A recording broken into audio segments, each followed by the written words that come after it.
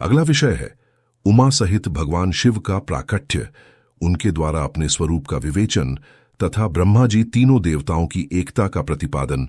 ब्रह्मा जी कहते हैं, नारद, भगवान विष्णु के द्वारा की हुई अपनी स्तुति सुनकर करुणानिधि महेश्वर बड़े प्रसन्न हुए और उमा देवी के साथ वहां प्रकट हो गए। उस समय उनके 5 मुख और प्रत्येक मुख में 3-3 नेत्र शोभा पाते थे। भाल देश में चंद्रमा का मुकुट सुशोभित था। सिर पर जटा धारण किए गौरवर्ण विशाल नेत्र, शिव ने अपने संपूर्ण शरीर में विभूति लगा रखी थी। उनके 10 भुजाएं थीं। कंठ में नील चिन्ह था। उनके श्री अंग समस्त आभूषणों से विभूषित थे। उन सर्वांग सुंदर शिव के मस्तक भस्ममय त्रिपुंड से अंकित थे। ऐसे विशेषणों से युक्त परमेश्वर महादेव जी को भगवती उमा के साथ उपस्थित देख मैंने और भगवान विष्णु ने पुनः प्रिय वचनों द्वारा उनकी स्तुति की। तब पापहारी करुणा कर भगवान महेश्वर ने प्रसन्न चित्त होकर उन्हें श्री विष्णुदेव को श्वास रूप से वेद का उपदेश दिया। उसके बाद शिव ने परमात्मा श्री हरि को गुह्य ज्ञान प्रदान किया। फिर उन परमात्मा ने कृपा करके मुझे भी वह ज्ञान दिया। वेद का ज्ञान प्राप्त करके कृतार्थ हुए भगवान विष्णु ने मेरे साथ हाथ जोड़ महेश्वर को नमस्कार करके पुनः उन्हें उनकी पूजन की विधि बताने तथा सदुपदेश देने के लिए प्रार्थना की। यह बात सुनकर अत्यंत प्रसन्न हुए कृपा निदान भगवान शिव ने प्रीतिपूर्वक यह बात कही। श्री शिव बोले, सूरश्रेष्ठ गण, मैं तुम दोनों की भक्ति से निश्चय ही बहुत प्रसन्न हूं। तुम लोग मुझ महादेव की ओर देखो। इसमें तुम्हें मेरा स्वरूप जैसा दिखाई देता है, वैसे ही रूप का प्रयत्न पूर्वक पूजन चिंतन करना चाहिए। तुम दोनों महाबली हो और मेरे स्वरूप भूता प्रकृति से प्रकट हुए हो। मुझ सर्वेश्वर के दाएं बाएं अंगों से तुम्हारा आविर्भाव हुआ है। पितामह ब्रह्मा मेरे दाहिने भाग से उत्पन्न हुए हैं और विष्णु परमात्मा के वाम पार्श्व से प्रकट हुए हो। मैं तुम दोनों पर भली भांति प्रसन्न हूं और तुम्हें मनोवांछित वर देता हूं। मेरी आज्ञा से तुम दोनों की मुझ में सुदृढ़ भक्ति हो। ब्राह्मण, तुम मेरी आज्ञा का पालन करते हुए जगत की सृष्टि करो और विष्णु तुम इस चराचर जगत का पालन करो। हम दोनों से ऐसा कहकर भगवान शंकर ने हमें पूजा की उत्तम विधि प्रदान की, जिसके अनुसार पूजित होने पर पूजक को अनेक प्रकार के फल देते हैं। शंभु की उपयुक्त बात सुनकर मेरे सहित श्री हरि ने महेश्वर को हाथ जोड़ प्रणाम करके कहा। भगवान विष्णु बोले, प्रभु, यदि हमारे प्रति आपके हृदय में प्रीति उत्पन्न हुई है और यदि आप हमें वर देना आवश्यक समझते हैं, तो हम यही वर मांगते हैं कि आप में हम दोनों की सदा अनन्य अविचल प्रेम एवं भक्ति बनी रहे। ब्रह्मा जी कहते हैं, मुनि श्री हरि की यह बात सुनकर भगवान हरि मेरे साथ पुनः मस्तक झुकाकर प्रणाम करके हाथ जोड़े खड़े हुए उन नारायण देव से स्वयं कहा। श्री महेश्वर बोले, मैं सृष्टि पालन और संहार का कार्य करता हूं, सगुण और निर्गुण हूं तथा सच्चिदानंद स्वरूप निर्विकार परब्रह्म परमात्मा हूं। विष्णु, सृष्टि रक्षा और प्रलय, रूप, गुण अथवा कार्यों के भेद से ही मैं ही ब्रह्मा, विष्णु और रुद्र नाम धारण करके तीनों रूपों में विभक्त हुआ हूं। हरे, वास्तव में मैं सदा निष्कल हूं। विष्णु, तुमने और ब्रह्मा ने मेरे अवतार के निमित्त जो स्तुति की है, तुम्हारी उस प्रार्थना को मैं अवश्य सच ही करूंगा, क्योंकि मैं भक्त वत्सल हूं। मेरा ऐसा ही परम उत्कृष्ट रूप तुम्हारे शरीर से इस लोक में प्रकट होगा, जो नाम से रुद्र कहलाएगा। मेरे अंश से प्रकट हुए रुद्र की सामर्थ्य मुझसे कम नहीं होगी। जो मैं हूं वही यह रुद्र है। पूजा की विधि विधान की दृष्टि से भी मुझमें और उसमें कोई अंतर नहीं है। जैसे ज्योति का जल आदि के साथ संपर्क होने पर भी उसमें स्पर्श दोष नहीं लगता, उसी प्रकार मुझ निर्गुण परमात्मा को भी किसी के सहयोग से बंधन नहीं प्राप्त होता। यह मेरा शिव रूप है। जब रुद्र प्रकट होंगे तब भी शिव के ही चेले होंगे। महामुने, उन्हें और शिव में परायपन का भेद नहीं करना चाहिए। वास्तव में एक ही रूप सब जगत में व्यवहार निर्वाह के लिए 2 रूपों में विभक्त हो गया है। शिव और रुद्र में कभी भेद बुद्धि नहीं करनी चाहिए। वास्तव में सारा दृश्य ही मेरे विचार से शिव रूप है। मैं ब्रह्मा हरि और जो यह रुद्र प्रकट होंगे वह सब के सब एक रूप हैं, इनमें भेद नहीं है। भेद मानने पर अवश्य ही बंधन होगा, तथापि मेरा शिव रूप ही सनातन है। यही सदा सब रूपों का मूलभूत कहा गया है। यह सत्य ज्ञान एवं अनंत ब्रह्मा है। ऐसा जानकर श्रद्धा मन से मेरे यथार्थ स्वरूप का दर्शन करना चाहिए। ब्राह्मण, सुनो, मैं तुम्हें एक गोपनीय बात बता रहा हूं। मैं स्वयं ब्रह्मा जी की भ्रुकुटी से प्रकट होऊंगा। गुणों में भी मेरा प्राकट्य कहा गया है। जैसा कि लोगों ने कहा है, हर तामस प्रकृति के हैं। वास्तव में उस रूप में अहंकार का वर्णन हुआ है। उस अहंकार को केवल तामस ही नहीं, वैकारिक, सात्विक भी समझना चाहिए, क्योंकि सात्विक देवगण वैकारिक अहंकार की ही सृष्टि है। यह तामस और सात्विक आदि भेद केवल नाम मात्र का है, वस्तुतः नहीं है। वास्तव में हर को तामस नहीं कहा जा सकता। ब्राह्मण, इस कारण से तुम्हें ऐसा करना चाहिए। तुम तो इस सृष्टि के निर्माता बनो और श्रीहरि इनका पालन करें, तथा मेरे अंश से प्रकट होने वाले जो रुद्र हैं वे इसका प्रलय करने वाले होंगे। यह जो उमा नाम से विख्यात परमेश्वरी प्रकृति देवी है, इनकी शक्तिभूत वाग्देवी ब्रह्मा जी का सेवन करेंगे। प्रकृति देवी से वहां जो दूसरी शक्ति प्रकट होगी वह लक्ष्मी रूप से भगवान विष्णु का आश्रय लेंगी। तदअंतर पुनः काली नाम से जो तीसरी शक्ति प्रकट होगी वह निश्चय ही मेरे अंशभूत रुद्रदेव को प्राप्त होगी।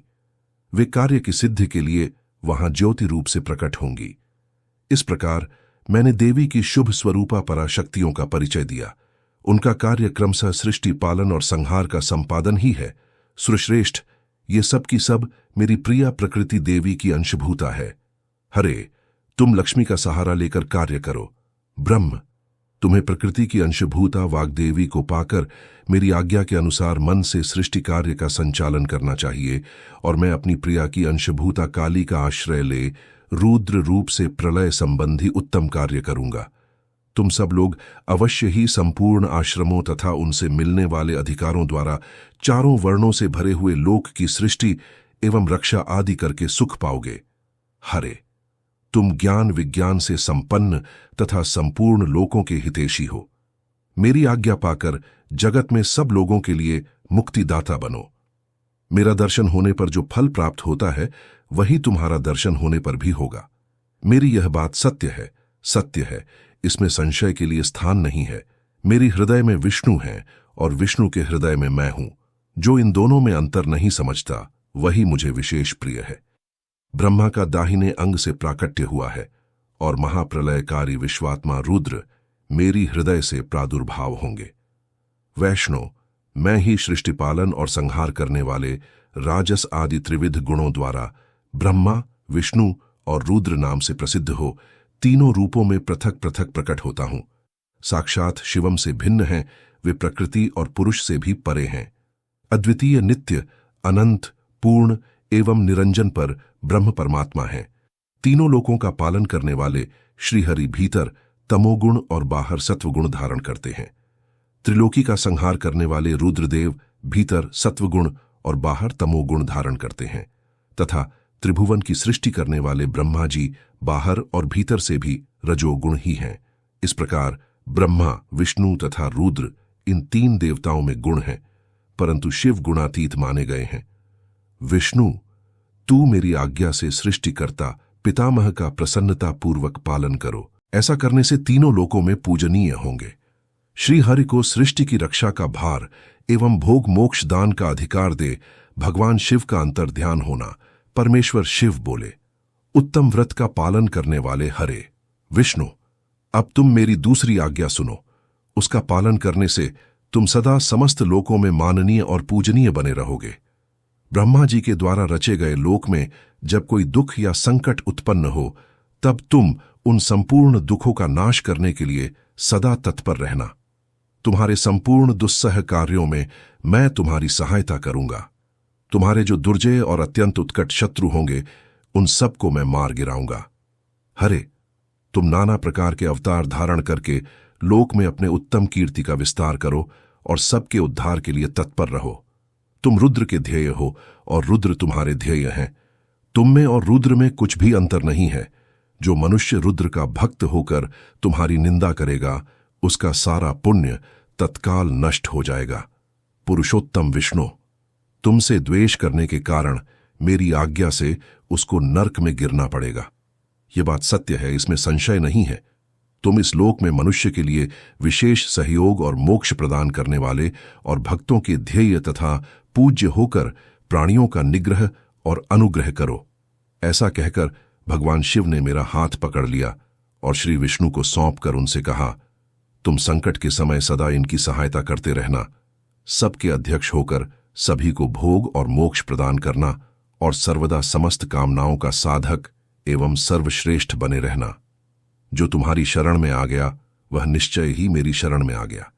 जो मुझ में और तुम में अंतर समझता है वह अवश्य नरक में गिरता है। ब्रह्मा जी कहते हैं, देवर्षि नारद, भगवान शिव का यह वचन सुनकर मेरे साथ भगवान विष्णु ने सबको वश में करने वाले विश्वनाथ को प्रणाम करके मंद स्वर में कहा। श्री विष्णु बोले, करुणा सिंधु जगन्नाथ शंकर, मेरी यह बात सुनिए। मैं आपकी आज्ञा के अधीन रहकर यह सब कुछ करूंगा स्वामी। जो मेरा भक्त होकर आपकी निंदा करे उसे आप निश्चय ही नरकवास प्रदान करें। नाथ, जो आपका भक्त है वह मुझे अत्यंत प्रिय है। जो ऐसा जानता है उसके लिए मोक्ष दुर्लभ नहीं है। श्रीहरि का यह कथन सुनकर दुखहारी हर ने उनकी बात का अनुमोदन किया और नाना प्रकार के धर्मों का उपदेश देकर हम दोनों के हित की इच्छा से हमें अनेक प्रकार के वर दिए। इसके बाद भक्तवत्सल भगवान शंभु कृपा पूर्वक हमारी ओर देखकर हम दोनों के देखते देखते जैसे वही अंतर्ध्यान हो गए। तभी से इस लोक में लिंग पूजा का विधान चालू हुआ है। लिंग में प्रतिष्ठित भगवान शिव भोग और मोक्ष देने वाले हैं। शिवलिंग की जो वेदी या अर्धा है वह महादेवी का स्वरूप है और लिंग साक्षात महेश्वर का। लय का अधिष्ठान होने के कारण भगवान शिव को लिंग कहा गया है, क्योंकि उन्हीं में निखिल जगत का वास होता है। महामुनि, जो शिवलिंग के समीप कोई कार्य करता है उसके पुण्य फल का वर्णन करने की शक्ति मुझ में नहीं है। शिव पूजन की विधि तथा उसका फल आरष्य बोले।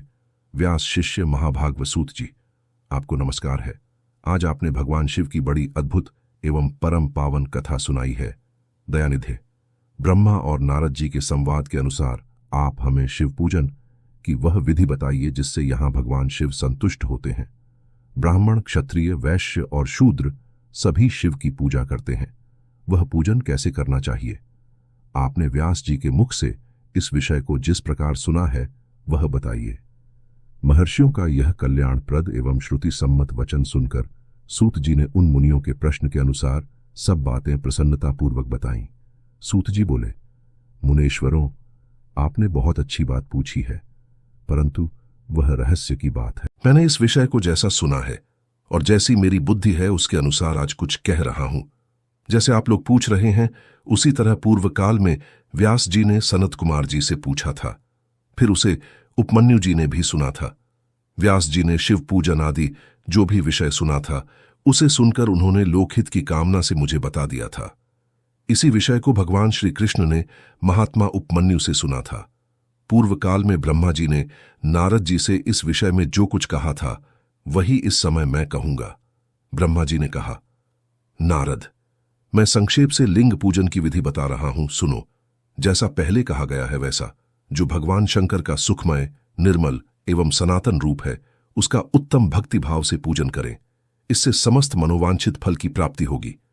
दरिद्रता, रोग, दुख तथा शत्रु जनित पीड़ा, यह 4 प्रकार के कष्ट तभी तक रहते हैं जब तक मनुष्य भगवान शिव का पूजन नहीं करता। भगवान शिव की पूजा होते ही सारे दुख विलीन हो जाते हैं और समस्त सुखों की प्राप्ति हो जाती है। तत्पश्चात समय आने पर उपासक की मुक्ति भी होती है। जो मानव शरीर का आश्रय लेकर मुख्यतया संतान सुख की कामना करता है उसे चाहिए कि वह संपूर्ण कार्य और मनोरथ के साधक महादेव जी की पूजा करे। ब्राह्मण, क्षत्रिय, वैश्य और शूद्र भी संपूर्ण कामनाओं तथा प्रयोजनों की सिद्धि के लिए क्रम से विधि के अनुसार भगवान शंकर की पूजा करें। प्रातःकाल ब्रह्म मुहूर्त में उठकर गुरु तथा शिव का स्मरण करके तीर्थों का चिंतन एवं भगवान विष्णु का ध्यान करें। फिर मेरा, देवताओं का और मुनि आदि का भी स्मरण चिंतन करके स्तोत्र पाठ पूर्वक शंकर जी का विधिपूर्वक नाम ले। उसके बाद शैया से उठकर निवास स्थान से दक्षिण दिशा में जाकर मल त्याग करे। एकांत में मल विसर्जन करना चाहिए। उसे शुद्ध होने के लिए जो विधि मैंने सुन रखी है उसी को आज कहता हूं। मन को एकाग्र करके सुनो। ब्राह्मण गुदा की शुद्धि के लिए उसे 5 बार शुद्ध मिट्टी का लेप करें और क्षत्रिय 4 बार, वैश्य 3 बार और शूद्र 2 बार विधिपूर्वक गुदा की शुद्धि के लिए उसमें मिट्टी लगाएं। दोनों हाथों में भी मिट्टी लगाकर धोए। स्त्रियों को शूद्र की भांति अच्छी तरह मिट्टी लगानी चाहिए। हाथ पैर धोकर पूर्वा शुद्ध मिट्टी ले और उसे लगाकर दांत साफ करें। फिर अपने वर्ण के अनुसार मनुष्य दतुवन करे। ब्राह्मण को 12 अंगुल की दातुन करनी चाहिए, क्षत्रिय 11 अंगुल, वैश्य 10 अंगुल और शूद्र की 9 अंगुल करे। यह दतुवन का मान बताया गया है। मनुस्मृति के अनुसार काल दोष का विचार करके ही दतवन करें या त्याग दें।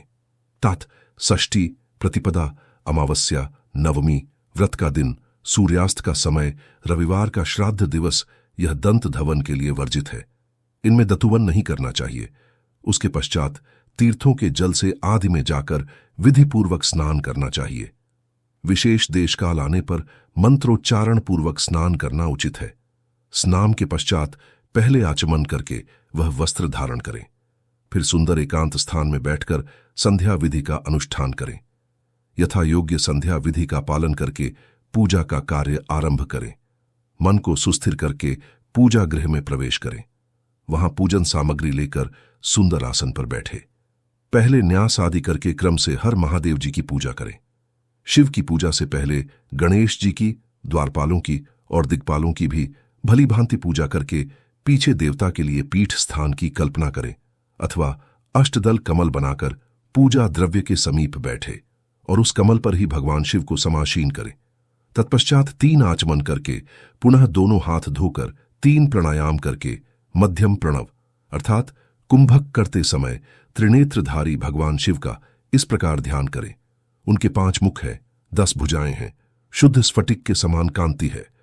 सब प्रकार के आभूषण उनके श्री अंगों को विभूषित करते हैं तथा वे व्याघ्र चर्म की चादर ओढ़े हुए हैं। इस तरह ध्यान करके यह भावना करें कि मुझे भी इनके समान ही रूप प्राप्त हो जाए। ऐसी भावना करके मनुष्य सदा के लिए अपने पाप को भस्म कर डाले। इस प्रकार भावना द्वारा शिव का ही शरीर धारण करके उन परमेश्वर की पूजा करें। शरीर शुद्धि करके मूल मंत्र का कर्मशः न्यास करें अथवा सर्वत्र प्रणव से ही सड़ंग न्यास करें। एयुएम अद्यत्यादि रूप से संकल्प वाक्य का प्रयोग करके फिर पूजा आरंभ करें। पाद्य, अर्घ्य और आचमन के लिए पात्रों को तैयार करके रखें। बुद्धिमान पुरुष विधिपूर्वक भिन्न भिन्न प्रकार के 9 कलश स्थापित करें। उन्हें कुशाओं से ढककर रखें और कुशाओं से ही जल लेकर उन सब का प्रोक्षण करें। तत्पश्चात उन सभी पात्रों में शीतल जल डालें। खस और चंदन को वाद्य पात्र में रखें। चमेली के फूल, शीतल चीनी, कपूर, बड़ की जड़ और तमाल, इन सब को यथोचित रूप से कूट पीस कर चूर्ण बना लें और आचमनीय के पात्र में डालें। इलायची और चंदन को तो सभी पात्रों में डालना चाहिए।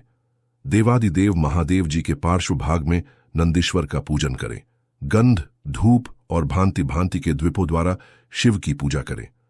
फिर लिनग शुद्ध करके मनुष्य प्रसन्नतापूर्वक मंत्र समूहों के आदि में प्रणव तथा अंत में नमः पद जोड़ करके उनके द्वारा इष्ट देव के लिए यथोचित आसन की कल्पना करें। फिर प्रणव से पद्मासन की कल्पना करके यह भावना करें कि इस कमल का पूर्व दल साक्षात अणिमा नामक ऐश्वर्य रूप तथा अविनाशी है, दक्षिणा दल लघिमा है और पश्चिमी दल महिमा है, उत्तर दल प्राप्ति है, अग्निकोण का दल पराक्रम्य है, नेतृत्व कोण का दल ईष्ट्व है, वायव्य कोण का दल वशित्व है, ईशान कोण का दल सर्वज्ञत है और उस कमल की कर्णिका को सोम कहा जाता है। सोम के नीचे सूर्य है, सूर्य के नीचे अग्नि है और अग्नि के नीचे धर्म आदि के स्थान है।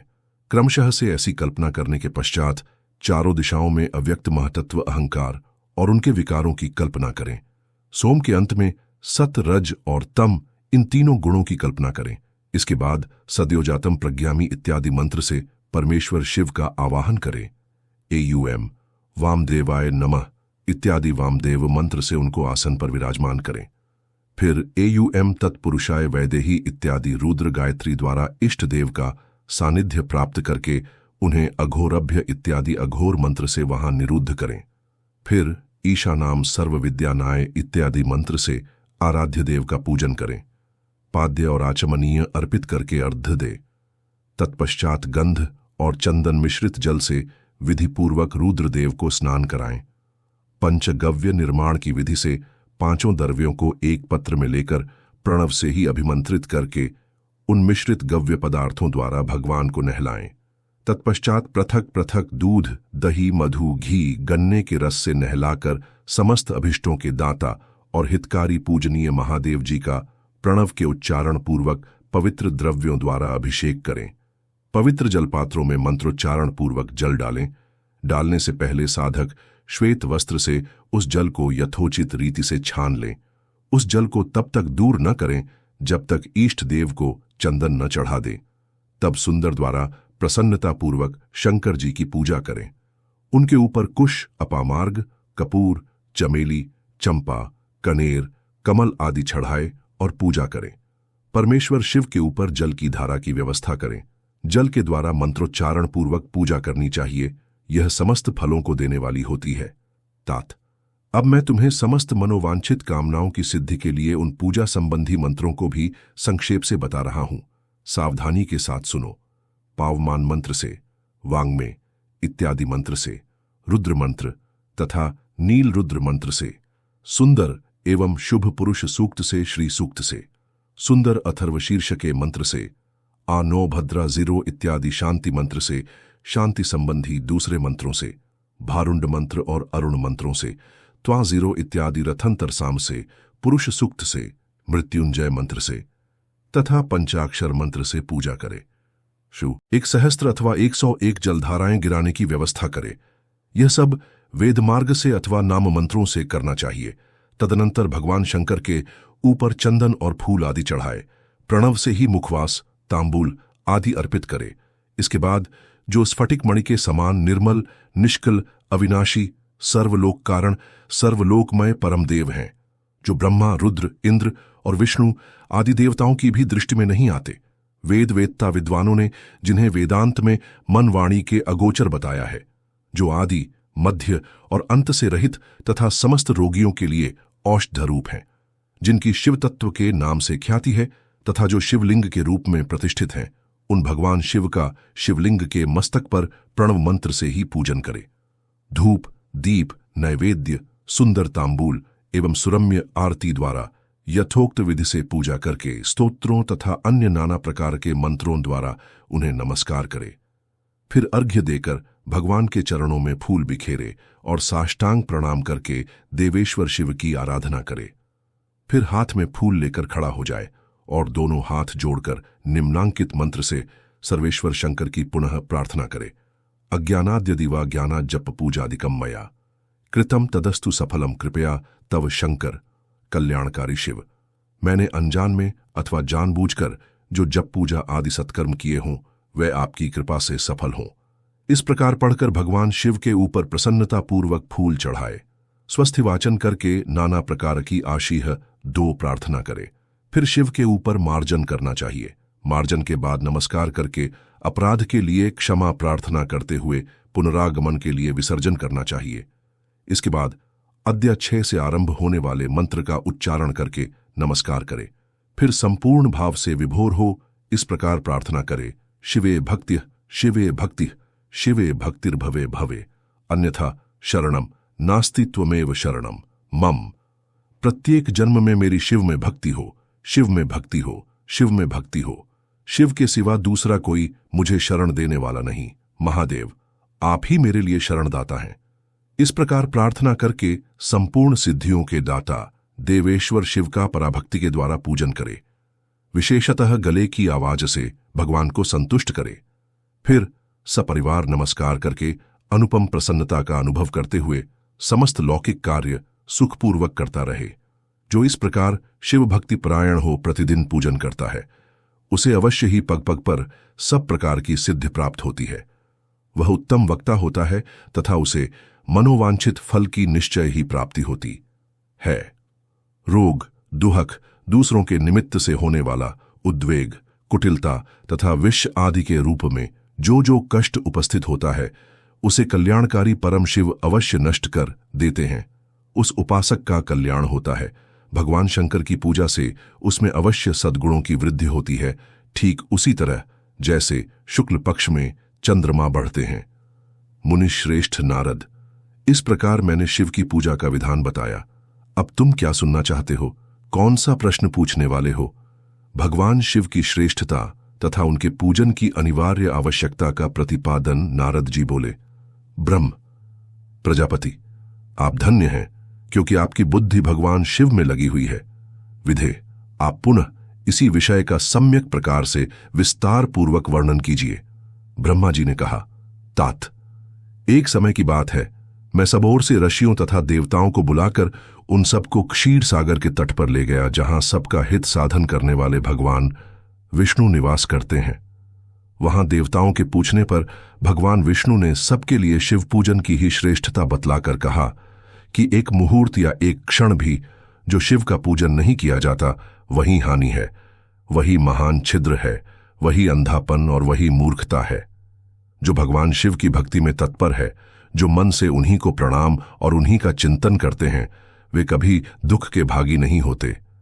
जो महान सौभाग्यशाली पुरुष, मनोहर भवन, सुंदर आभूषणों से विभूषित स्त्रियां, जितना मन को संतोष हो उतना धन, पुत्र पौत्र आदि संतति, आरोग्य, सुंदर शरीर, अलौकिक प्रतिष्ठा, स्वर्गीय सुख, अंत में मोक्ष रूपी फल अथवा परमेश्वर शिव की भक्ति चाहते हैं, वे पूर्व जन्म के पुण्य से भगवान शिव की पूजा में प्रवृत्त होते हैं।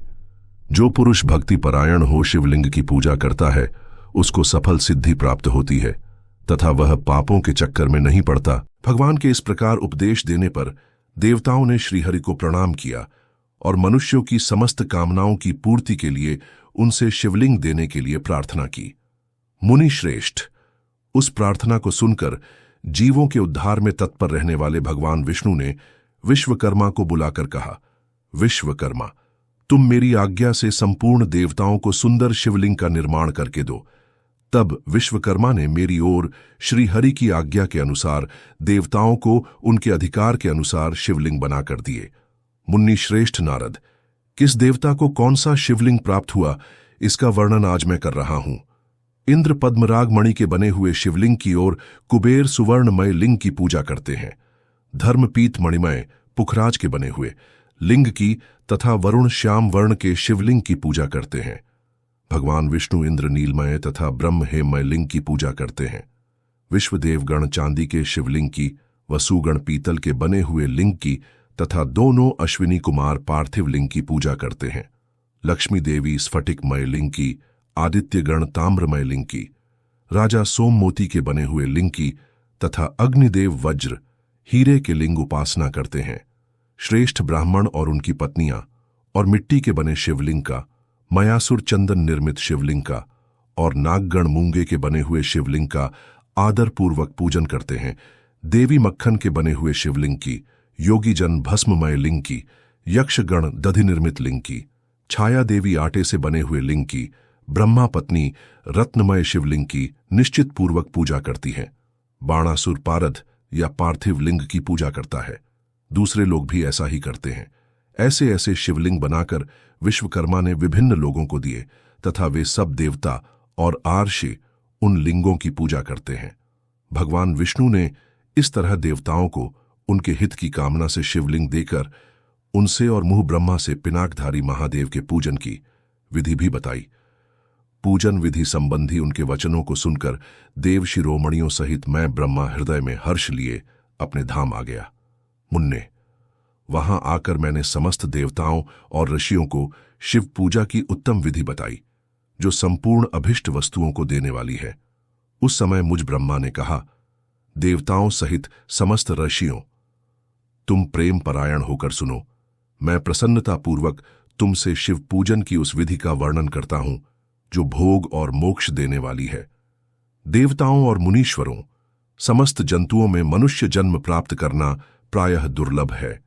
उनमें भी उत्तम कुल में जन्म हो तो और भी दुर्लभ है। उत्तम कुल में भी आचार्यवान ब्राह्मणों के यहां उत्पन्न होना उत्तम पुण्य से ही संभव है। यदि वैसा जन्म सुलभ हो जाए तो भगवान शिव के संतोष के लिए उत्तम कर्म का अनुष्ठान करें, जो अपने वर्ण और आश्रम के लिए शास्त्रों द्वारा प्रतिपादित है। जिस जाति के लिए जो कर्म बताया गया है उसका उल्लंघन न करें। जितनी संपत्ति हो उसके अनुसार ही दान करें। कर्ममय सहस्रों यज्ञों से तपो यज्ञ बढ़कर है। सहस्त्रों तपो यज्ञ से जप यज्ञ का महत्व अधिक है। ध्यान यज्ञ से बढ़कर कोई वस्तु नहीं है।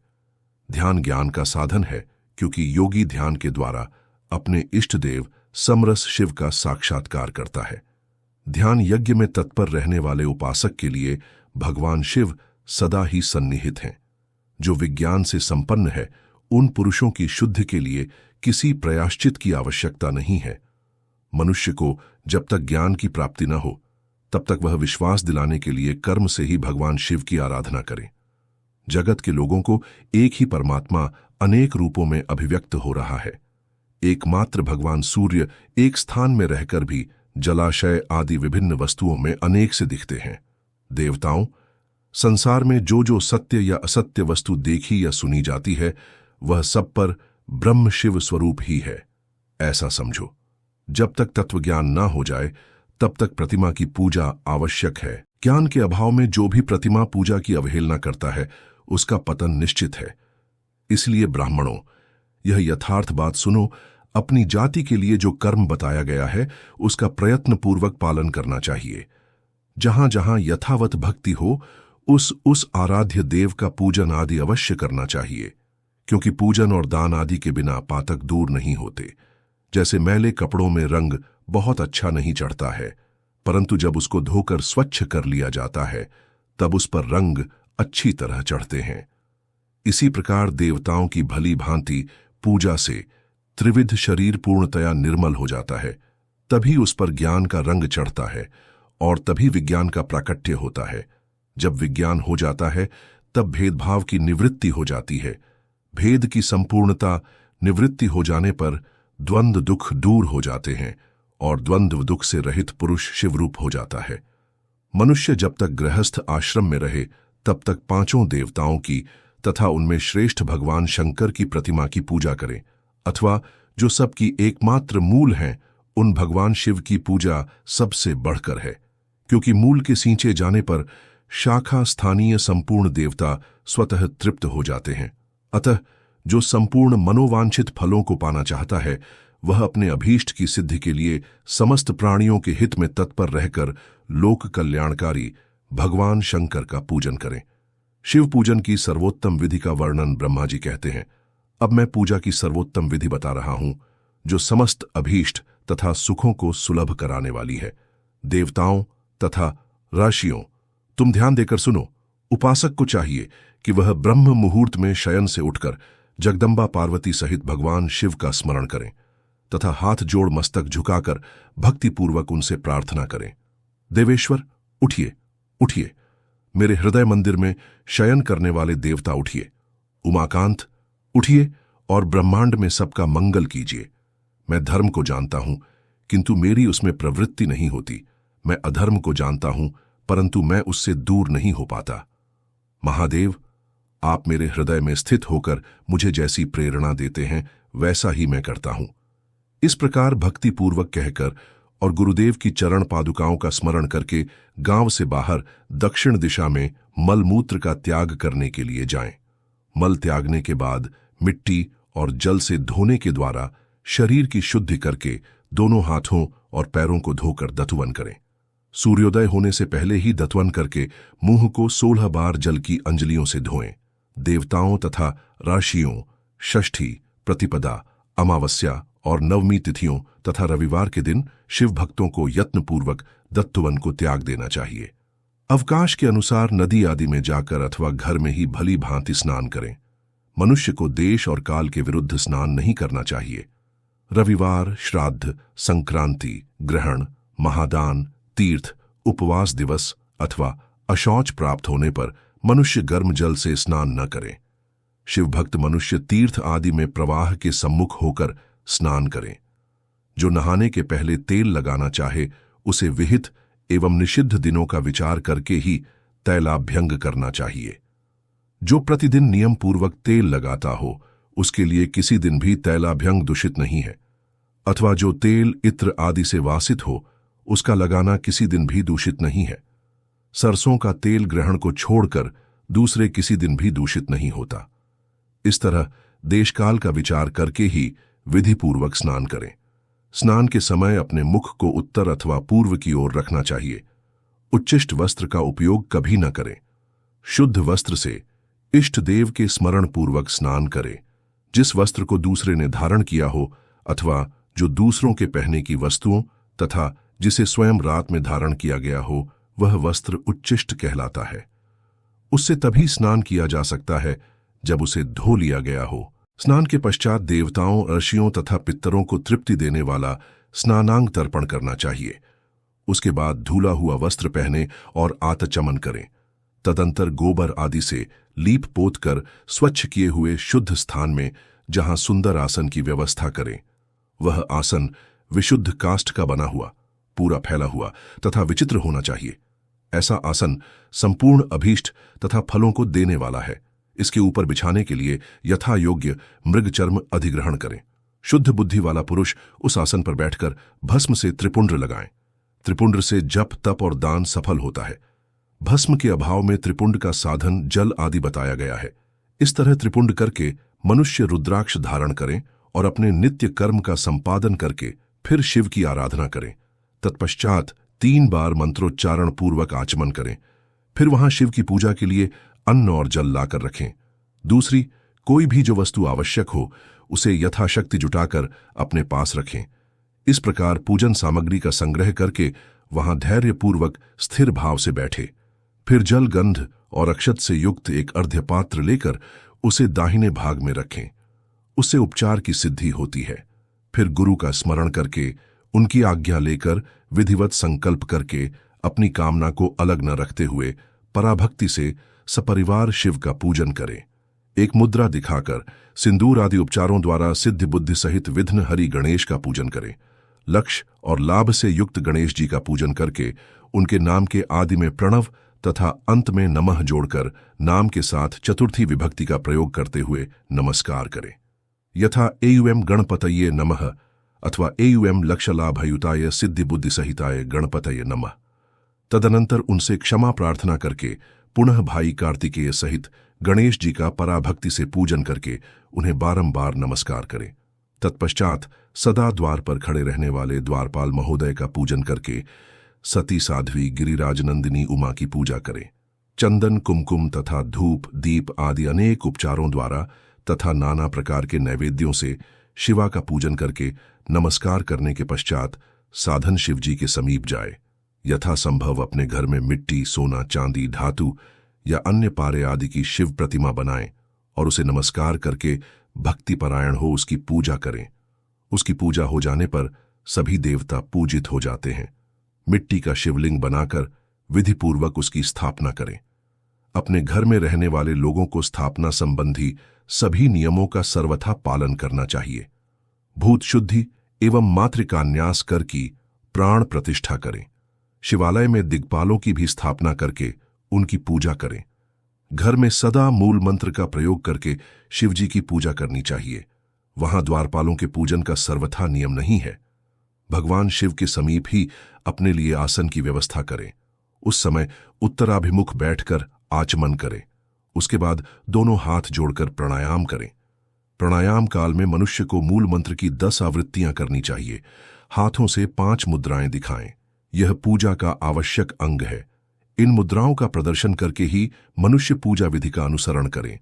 तदनंतर वहां दीप निवेदन करके गुरु को नमस्कार करें और पद्मासन या भद्रासन बांधकर बैठे अथवा उत्तानासन या प्रयंकासन का आश्रय लेकर सुखपूर्वक बैठे और पुनः पूजन का प्रयोग करें। फिर अर्घ्यपात्र से उत्तम शिवलिंग का प्रक्षालन करें। मन को भगवान शिव से अन्यत्र न ले जाकर पूजा सामग्री को अपने पास रखकर निम्नांकित मंत्र समूह से महादेव जी का आवाहन करें। आवाहन कैलाश शिखरस्थम। जो कैलाश के शिखर पर निवास करते हैं, पार्वती देवी के पति हैं, समस्त देवताओं से उत्तम है, जिनके स्वरूप का शास्त्रों में यथावत वर्णन किया गया है, जो निर्गुण होते हुए भी गुण रूप हैं, जिनके 5 मुख, 10 भुजाएं और प्रत्येक मुख्य मंडल में 3-3 नेत्र हैं, जिनकी ध्वजा पर वृषभ का चिन्ह अंकित है, अंग कांति कपूर के समान गौर है, जो दिव्य रूपधारी चंद्रमा रूपी मुकुट से सुशोभित तथा सिर पर जटा झूठ धारण करने वाले हैं, जो हाथी की खाल पहनते और व्याघ्र चर्म ओढ़ते हैं, जिनका स्वरूप शुभ है, जिनके अंगों में वासुकी आदि नाग लिपटे रहते हैं, जो पिनाक आदि आयुध धारण करते हैं, जिनके आगे 8 सिद्धियां निरंतर नृत्य करती रहती हैं। भक्त समुदाय जय जयकार करते हुए जिनकी सेवा में लगे रहते हैं। दुस्सह तेज के कारण जिनकी ओर देखना भी कठिन है, जो देवताओं से सेवित तथा संपूर्ण प्राणियों को शरण देने वाले हैं, जिनका मुखारविंद प्रसन्नता से खिला हुआ है। वेदों और शास्त्रों में जिनकी महिमा का यथावत गान किया है। विष्णु और ब्रह्मा भी सदा जिनकी स्तुति करते हैं तथा जो परमानंद स्वरूप हैं, उन भक्तवत्सल शंभु शिव का मैं आवाहन करता हूं। इस प्रकार सांब शिव का ध्यान करके उनके लिए आसन दें। चतुर्थ्यंत पद से ही सब कुछ अर्पित करें, यथा सांब सदाशिवाय नमः आसन समर्पयामि।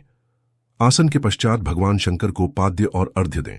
फिर परमात्मा शंभु को आचमन कराकर पंचामृत संबंधी दलों द्वारा प्रसन्नतापूर्वक शंकर को स्नान कराएं। वेद मंत्रों अथवा समन तक चतुर्थ नाम पदों का उच्चारण करके भक्तिपूर्वक यथा योग्य समस्त द्रव्य भगवान को अर्पित करें। अष्ट द्रव्य को शंकर के ऊपर चढ़ाएं। भगवान शिव को वरुण स्नान कराएं। स्नान के पश्चात उनके अंगों में सुगंधित चंदन तथा अन्य द्रव्यों का यत्नपूर्वक लेप करें। फिर सुगंधित जल से ही उनके ऊपर जलधारा गिराकर अभिषेक करें। वेद मंत्रों, षड्यंगों अथवा शिव के 11 नामों द्वारा जलधारा चढ़ाकर वस्त्र से शिवलिंग को अच्छी तरह पोंछे। फिर आचमनार्थ जल दे और वस्त्र समर्पित करे। नाना प्रकार के मंत्रों द्वारा भगवान शिव को तिल, जौ, गेहूं, मूंग और उड़द अर्पित करें। फिर 5 मुख वाले परमात्मा शिव को पुष्प चढ़ाए। प्रत्येक मुख पर ध्यान के अनुसार यथोचित अभिलाषा करके कमल, सतपत्र, शंख पुष्प, कृष पुष्प, धतूर, मंदार, द्रोण पुष्प, तुलसी दल और बिल्वपत्र चढ़ाकर पराभक्ति के साथ भक्तवत्सल भगवान शंकर की विशेष पूजा करें। अन्य सब वस्तुओं का अभाव होने पर शिव को केवल बिल्वपत्र ही अर्पित करें। बिल्वपत्र समर्पित होने से ही शिव की पूजा सफल होती है। तत्पश्चात सुगंधित चूर्ण और सुवासित उत्तम तैल, इत्र आदि विविध वस्तुएं बड्ढे हर्ष के साथ अर्पित करें। फिर प्रसन्नतापूर्वक गुग्गुल और अगुरु आदि की धूप निवेदित करें। तदनंतर शंकर जी को घी से भरा दीपक दें। इसके बाद निम्नलिखित मंत्र से भक्तिपूर्वक पुनः अर्घ्य दें और भाव भक्ति से वस्त्र द्वारा उनके मुख का मार्जन करें। अर्घ्य मंत्र रूपम देहि यशो देहि भोगम देहि च शंकर, भुक्ति मुक्ति फलम देहि गृहीत्वार्घ्य नमोस्तुते। प्रभु शंकर, आपको नमस्कार है। आप इस अर्घ्य को स्वीकार करके मुझे रूप दीजिए, यश दीजिए, भोग दीजिए तथा भोग और मोक्ष रूपी फल प्रदान कीजिए। इसके बाद भगवान शिव को भांति भांति के उत्तम नैवेद्य अर्पित करें। नैवेद्य के पश्चात प्रेम पूर्वक आचमन कराएं। तदनंतर सांगोपांग तांबूल बनाकर शिव को समर्पित करें। फिर 5 बत्ती की आरती बनाकर भगवान को दिखाएं। उसकी संख्या इस प्रकार है: पैरों में 4 बार, नाभिमंडल के सामने 2 बार, मुख के समक्ष 1 बार तथा संपूर्ण अंगों में 7 बार आरती दिखाएं। तत्पश्चात नाना प्रकार के स्रोतों द्वारा प्रेम पूर्वक भगवान वर्षभ ध्वज की स्तुति करें। तदनंतर धीरे धीरे शिव की परिक्रमा करें। परिक्रमा के बाद भक्त पुरुष साष्टांग प्रणाम करें और निम्नलिखित मंत्र से भक्तिपूर्वक पुष्पांजलि दें। पुष्पांजलि मंत्र अज्ञानादि। शंकर, मैंने अज्ञान से या जानबूझकर जो पूजन आदि किया है वह आपकी कृपा से सफल हो। मृड, मैं आपका हूं। मेरे प्राण सदा आप में लगे हुए हैं। मेरा चित्त सदा आपका ही चिंतन करता है। ऐसा जानकर हे गौरीनाथ, भूतनाथ, आप मुझ पर प्रसन्न होइए। प्रभु, धरती पर जिनके पैर लड़खड़ा जाते हैं उनके लिए भूमि ही सहारा है। उसी प्रकार जिन्होंने आपके प्रति अपराध किए हैं उनके लिए भी आप ही शरणदाता हैं। इत्यादि रूप से बहुत बहुत प्रार्थना करके उत्तम विधि से पुष्पांजलि अर्पित करने के पश्चात पुनः भगवान को नमस्कार करें। फिर निम्नांकित मंत्र से विसर्जन करना चाहिए। विसर्जन स्वस्थानम। देवेश्वर प्रभु, अब आप परिवार सहित अपने स्थान पर पधारें। नाथ, जब पूजा का समय हो तब पुनः आप यहां सादर पदार्पण करें। इस प्रकार भक्तवत्सल शंकर की बारंबार प्रार्थना करके उनका विसर्जन करें और उस जल को अपने हृदय में लगाएं तथा मस्तक पर चढ़ाएं। इस तरह मैंने शिव पूजन की सारी विधि बता दी जो भोग और मोक्ष देने वाली है। अब और क्या सुनना चाहते हो? विभिन्न पुष्पों और जल आदि की धाराओं से शिवजी की पूजा का महत्व ब्रह्मा जी बोले। नारद, जो लक्ष्मी प्राप्ति की इच्छा करता हो वह कमल, बिल्वपत्र, सतपत्र और शंख पुष्प से भगवान शिव की पूजा करें। ब्राह्मण, यदि 1,00,000 की संख्या में पुष्पों द्वारा भगवान शिव की पूजा संपन्न हो जाए तो सारे पापों का नाश होता है और लक्ष्मी की भी प्राप्ति हो जाती है, इसमें संशय नहीं है।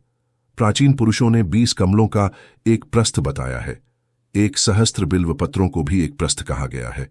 1 सहस्त्र सतपत्र से आधे प्रस्थ की परिभाषा की गई है। 16 पलों का एक प्रस्थ होता है और 10 टंकों का एक पल। इस मान से पुष्प, पत्र आदि को तोलना चाहिए। जब पूर्वोक्त मान से शिव की पूजा हो जाती है तब मनुष्य अपने अभीष्ट को प्राप्त कर लेता है। यदि उनके मन में कोई कामना न हो तो वह उक्त पूजन से शिव स्वरूप हो जाता है। मृत्युंजय मंत्र का जप 5,000 जब पूरा हो जाता है तब भगवान शिव प्रत्यक्ष दर्शन देते हैं। 1,00,000 के जप से शरीर की शुद्धि होती है। दूसरे लाख के जप से पूर्व जन्म की बातों का आभास होता है। तीसरे लाख जप पूर्ण होने पर संपूर्ण वस्तुएं प्राप्त होती है। 4,00,000 का जप होने पर स्वप्न में भगवान शिव का दर्शन होता है और 5,000 का जप ज्यों ही पूरा होता है भगवान शिव उपासक के सम्मुख तत्काल उपस्थित हो जाते हैं। इसी मंत्र का 1,000 जप हो जाए तो संपूर्ण फल की सिद्धि प्राप्ति होती है। जो मोक्ष की अभिलाषा रखता है वह 1,00,000 दर्भों द्वारा शिव का पूजन करे। मुनिश्रेष्ठ, सर्वत्र लाख की संख्या समझनी चाहिए। आयु की इच्छा वाला पुरुष 1,00,000 दुर्वा द्वारा पूजन करे। जिसे पुत्र की अभिलाषा हो वह धतूरे के 1,000 फूलों से पूजा करे। लाल डंठल वाला धतूरा पूजन में शुभदायक माना गया है। अगस्त्य के 1,000 फूलों से पूजा करने वाले पुरुष को महान यश की प्राप्ति होती है। यदि तुलसी दल से शिव की पूजा करें तो उपासक को भोग और मोक्ष दोनों सुलभ होते हैं। लाल और सफेद आंख, अपामार्ग और श्वेत कमल के 1,000 फूलों द्वारा पूजा करने से भी उसी फल, भोग और मोक्ष की प्राप्ति होती है। जपा अड्डडी छुल के 1,00,000 पुष्पों की पूजा शत्रु को मृत्यु देने वाली होती है। करवीर के 1,00,000 फूल यदि उपयोग में लाया जाए तो रोगों का उच्चाटन करने वाले होते हैं। बंदूक, दोपहरिया के फूलों द्वारा पूजन करने से आभूषण की प्राप्ति होती है। चमेली की पूजा करके मनुष्य वाहन उपलब्ध करता है, इसमें संशय नहीं है। अलसी के फूलों से महादेव जी का पूजन करने वाला पुरुष भगवान विष्णु को प्रिय होता है। शमी पत्रों से पूजा करके मनुष्य मोक्ष को प्राप्त कर लेता है। बेला के फूल चढ़ाने पर भगवान शिव शुभ लक्षणा पत्नी प्रदान करते हैं। जूही के फूलों से पूजन करने पर अन्न की कमी नहीं होती। कनेर के फूलों से वस्त्र की प्राप्ति होती है। सेदुआरी या सेफालिका से शिव का पूजन किया जाए तो मन निर्मल होता है। 1,00,000 बिल्वपत्र चढ़ाने पर मनुष्य अपनी सारी काम्य वस्तुएं प्राप्त कर लेता है। श्रृंगारहार, हर सिंगार के फूलों से पूजा करने पर सुख संपत्ति की वृद्धि होती है। वर्तमान में पैदा होने वाले फूल के शिव की सेवा में समर्पित किया जाए तो मोक्ष देने वाले होते हैं। राई के फूल शत्रु को मृत्यु प्रदान करने वाले होते हैं। इन फूलों को 1,00,000 की संख्या में शिव के ऊपर चढ़ाया जाए तो भगवान अतुल फल देते हैं। चंपा और केवड़े को छोड़कर सभी फूल भगवान शिव को चढ़ाए जा सकते हैं। विप्रवर, महादेव जी के ऊपर चावल चढ़ाने से मनुष्य की लक्ष्मी बढ़ती है। यह चावल खंडित नहीं होने चाहिए और उत्तम भक्तिभाव से शिव के ऊपर चढ़ाना चाहिए। रुद्र मंत्र से पूजा करके भगवान शिव के ऊपर बहुत सुंदर वस्त्र चढ़ाएं और उसी पर चावल रखकर समर्पित करें तो उत्तम है। भगवान शिव के ऊपर गंध, पुष्प आदि के साथ एक श्रीफल चढ़ाकर धूप आदि निवेदन करें तो पूजा का पूरा पूरा फल प्राप्त होता है। वहां शिव के समीप 12 ब्राह्मणों को भोजन कराएं। इससे मंत्रपूर्वक सांगोपांग पूजा संपन्न होती है। यह जो 100 मंत्र जपने की विधि हो वह 108 मंत्र जपने का विधान किया गया है। तिलों द्वारा शिव को 1,00,000 आहुतियां दी जाएं अथवा 1,000 तिलों से शिव की पूजा की जाए तो वह बड़े बड़े पातकों का नाश करने वाली होती है। जौ द्वारा की हुई शिव की पूजा स्वर्गीय सुख की वृद्धि करने वाली है। गेहूं के पकवान से भगवान शंकर जी की पूजा सभी उत्तम फल देने वाली है। यदि उससे 1,00,000 बार पूजा हो तो उससे संतान की वृद्धि होती है। यदि मूंग से पूजा की जाए तो भगवान शिव सुख प्रदान करते हैं। प्रियंगु, कंगनी द्वारा सर्वाध्यक्ष शिव का पूजन करने मात्र से उपासक के धर्म, अर्थ और काम भोग की वृद्धि होती है तथा वह सब पूजा समस्त सुखों को देने वाली होती है। अरहर के पत्तों से श्रृंगार करके भगवान शिव की पूजा करें।